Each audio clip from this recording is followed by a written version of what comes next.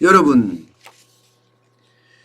국회 예산정책처가 보고서를 하나 냈는데 이 세 개가 부채 늪에 빠질 가능성이 있다, 이런 얘기예요.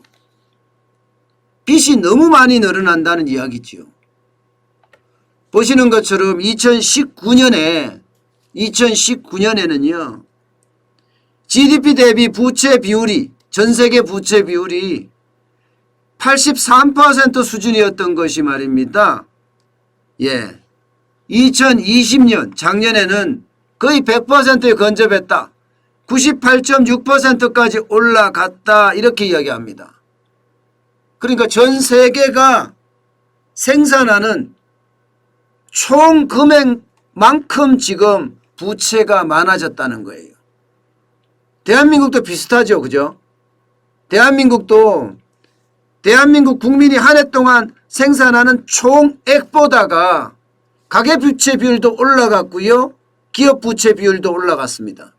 그거와 마찬가지로 지금 전 세계도 그렇게 마찬가지라는 거예요. 선진국이야, 빨간색이 선진국인데 100% 넘고 124.2%로 굉장히 많이 늘어났다고 이야기해요. 그런데 선진국이란 나라들은 기축통화를 갖고 있기 때문에 돈을 찍어내는 그런 상황을 만들어낼 수도 있습니다. 그런데 문제는 이 까만색의 신흥국입니다. 신흥국은 2019년에 보면 52.1%인데 2020년에는요 60.8%입니다. 60.8%. 그렇게 크지 않다, 이렇게 이야기할 수 있는 수준이라고 이야기해요. 그러나 경제 규모를 감안을 하면요, 경제 규모를 감안하면 신흥국이 늘어나는 속도가 굉장히 빠르다는 겁니다. 굉장히 빠르다는 거예요. 경제 규모를 감안하면. 이렇게 됐을 때 여러분, 지금 신흥국들의 민간 부채는 어떻게 되어 있을까? 우리나라를 보면요, 우리나라가 지금 일반적으로 국가 부채보다는 민간 부채가 거의 2배가량 되잖아요. 2배가 넘지요, 그죠? 민간 부채라는 것은 기업 부채하고 가계 부채를 통틀어서 하니까요. 지금 올해 우리가 946조 간다고 하는데요, 현재 민간 부채하고 민간 부채를 다 합치면 뭐 기본적으로는 3천조가 넘으니까요. 3천조가 거의 4천조 가까이 되죠. 4천조. 그만큼 지금 민간 부채가 많이 늘어나고 있으니 이것은 굉장히 위험하다, 이렇게 지금 읽고 있는 겁니다. 문제는 신흥국이에요. 선진국은 늘어난다고 하더라도 앞서 말씀드렸다시피 기축통화가 있기 때문에 괜찮다, 이렇게 보지만 신흥국은 두 가지 이유 때문에 지금 흔들릴 가능성이 있다는 겁니다. 두 가지 이유 때문에. 게다가 그 속도가 굉장히 빨라진다는 겁니다. 그 속도가 굉장히 빨라진다. 그게 제일 첫 번째는요, 기본적으로는 물가 상승률이에요. 물가 상승률. 미국의 물가 상승률을 보면 굉장히 빠른 속도로 올라가죠. 빠른 속도로. 소비자 물가 상승률도 빠른 속도로 올라가는 데다가 개인 지출, 쉽게 말하면 보복 소비도 굉장히 빠른 속도로 일어난다는 거예요. 보복 소비가 빨리 일어난다. 소비가 많이 늘어난다는 것은 공급이 딸리면 가격이 올라가거든요. 사실 전 세계가 코로나19 때문에 여러분, 공장의 어떤 가동률을 줄였습니다. 전 세계가. 그러다 보니까 코로나19에 백신이 접종이 되면서 소비가 폭발적으로 늘어났는데 지금 공급이 못 따라가요. 반도체 수요 부족한 거 보세요. 따라가지 못한다는 겁니다. 공급이 따라가지 못한다는 것은 가격이 올라간다는 뜻이에요. 가격이 올라간다는 뜻입니다. 실제로 미국에서도 그렇게 일어나고 있고요. 소비자 물가도 보면 2.6%까지 올라갔습니다. 수요는 굉장히 많이 늘었는데 공급이 뒤따라주지를 못하니까 가격이 올라갈 수밖에 없는 구조. 예, 이게 지금 현실입니다. 그러다 보니까 인플레이션 우려가 있어요. 인플레이션 우려가. 이 인플레이션 우려는요, 잡는 방법이 하나거든요.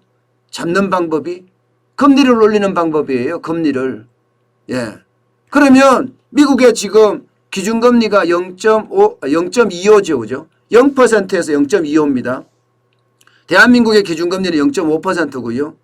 근데 물가가 이렇게 오르면 금리를 올린다. 통화정책을 줄이겠다. 예. 지금은 양적 완화라고 해서 돈을 막 뿌리고 있는데 이제는 긴축정책, 예, 긴축정책을 쓸 가능성이 커졌습니다. 그러면 어떻게 될까요? 물가가 올라서 긴축정책을 쓰게 되면 신흥국에 돈이 빠져나옵니다. 사람들이 여유가 있을 때는요, 좀 모험을 하거든요. 그래서 신흥국에 투자를 한다고요. 근데 돈에 여유가 없으면 신흥국부터 뺍니다. 그러면 신흥국에 들어갔던 돈들이 빠져나오게 되면 이게 위기의 원인으로 작동할 수가 있거든요. 위기의 원인으로. 자본의 유출이 일어나니까 말입니다. 그런데 여기에다가 한 걸음 더 나아가서 지금 시장금리가 계속 올라가요. 시장금리가. 이것도 굉장히 경계해야 될 부분 중에 하나입니다. 지금 미국의 10년 만기 국채금리가 보면 2월 25일까지 1.61%였는데요. 지금은 5월달이잖아요. 지금도 이만큼 올라가 있습니다. 그러다 게다가 1.7까지도 찍고 내려왔단 말입니다. 그러면 금리가 올라가면 미국 시장의 금리가 올라가거나 신흥국 시장에서 금리가 올라가면 어떻게 돼요? 신흥국의 투자자들이 투자했던 사람들이 선진국의 투자자들이 신흥국에서 빠진다는 이야기예요. 왜? 빚을 갚으려고 빠지게 되면 결국은요 신흥국에서는 또 자본 유출이 일어난다 이렇게 해석할 수가 있습니다. 이렇게 두 가지 물가 상승 때문에 금리 인상의 요인이 있어서 선진국 투자자들이 신흥국에서 빠지는 게 하나 있고요. 또 하나 이유는 지금 선진국의 시장금리가 올라가기 때문에 이게 금리 인상의 요인으로 발전할 수가 있다. 금리 인상이 되고 있다. 그래서 선진국 투자자들이 신흥국에 투자한 돈을 뺀다. 그러면 신흥국에선 자본 유출이 일어난다. 이런 얘기가 되는 거거든요. 문제는요. 문제는 여러분 이렇게 물가 상승에 의해서 금리가 올라가는 인플레이션을 막기 위해서 금리를 올리는 통화를 긴축 정책을 하는 정책과 시장금리가 쭉쭉 올라가서 이게 이제 각국이 전부 부채 적자 국채라고 하나요? 채권을 많이 발행하기 때문에 채권 시장에 공급량이 많아서 사실은 이게 심각한 상황도 점점 맞아지고 있거든요. 그만큼 시장금리가 올라간다는 이야기. 왜냐하면 채권의 공급이 많으니까 채권의 가격은 떨어지고 채권의 금리는 올라가고 이런 현상이 되잖아요. 실제 그런 현상이 일어나고. 문제는요, 여러분. 이 두 가지 상황이 지금까지 글로벌 금융위기를 몰고 왔다는 거예요. 국회 예정치가 발표한 게 딱 그겁니다. 여러분, 실제 말입니다. 1970년대 이후에 전 세계는요, 빈 누적 파동이 3번 있었습니다. 3번. 빈 누적 파동이.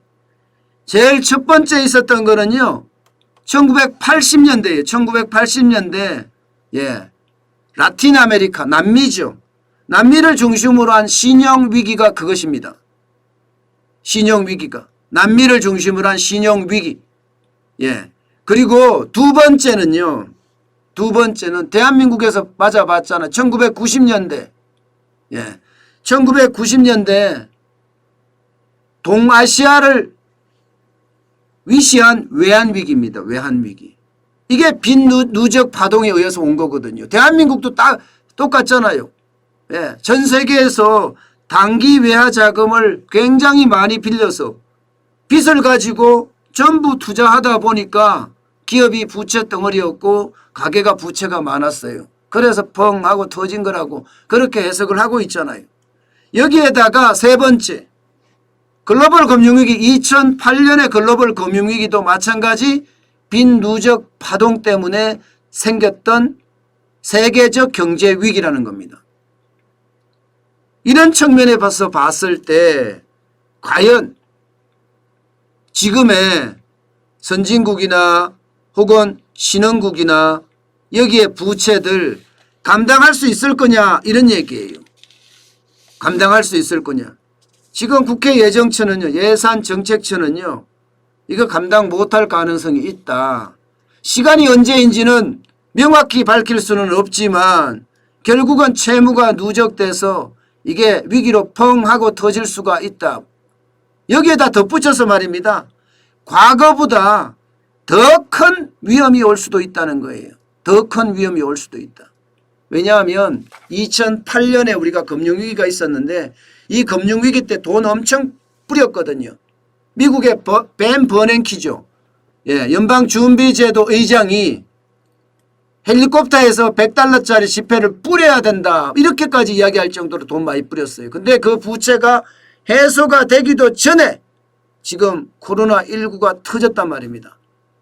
그렇기 때문에 2중, 3중의 어떤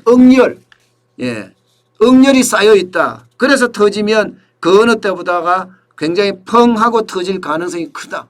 그만큼요, 상환 능력이 떨어졌다는 거예요. 상환 능력이. 상환 능력이 떨어지면 떨어지는 만큼 금융위기의 여파는 굉장히 커진다고 지금 이야기를 하고 있거든요. 여기에다가 지금 생산성 둔화나 투자 부진도 전 세계적으로 쉽지 않은 상황이다. 이렇게 이야기합니다. 전 세계적으로 쉽지 않은 상황이다. 그러면 생산성 향상이나 이게 투자 확대를 좀 많이 가져와야 되는데 그렇지 못하다는 것. 그래서 이것들이 뭉쳤을 때는 결국 억열로 한방 폭발할 수도 있다. 이런 얘기를 하고 있는 겁니다. 이게 생각보다가 빨리 올 수도 있다는 것 때문에 두려운 겁니다. 생각보다 빨리 올 수도 있기 때문에. 왜냐하면 2008년에 금융위기 부채를 떨지 못하고 지나가기 때문이라는 거예요. 그 부채를 떨었으면 지금의 위기는 새롭게 시작하는 위기가 될 수 있는데 2008년에 금융위기가 쌓이고 코로나19의 위기가 쌓여서 이게 한꺼번에 가고 있다. 이 부채를 동시에 떨어야 되는데 쉽지 않다는 이야기. 그래서 우리는요, 항상요, 위기에 대비해야 됩니다. 제가 그날을 대비해야 된다고 말씀을 드리는 게 그 이야기예요. 그날은 반드시 굉장히 빨리 올 수도 있다는 그런 이야기. 보통 10년이 걸린다고 이야기하지만 10년 주기설이라고 이야기하잖아요. 근데 그거보다 빨라질 수도 있다는 것. 여러분 한 번쯤 기억해야 됩니다. 그때 제일 좋은 거는 현금이 현금. 현금, 금. 현금에 현금. 우리가 달러도 좋고요. 현금이 중요하지만 물론 이제 금도 중요하겠죠. 그런 투자들 지금은 너무 성급하게 투자하는 것보다가 현금을 쌓는 게 좋지 않을까 저는 다시 한번 생각해 봅니다.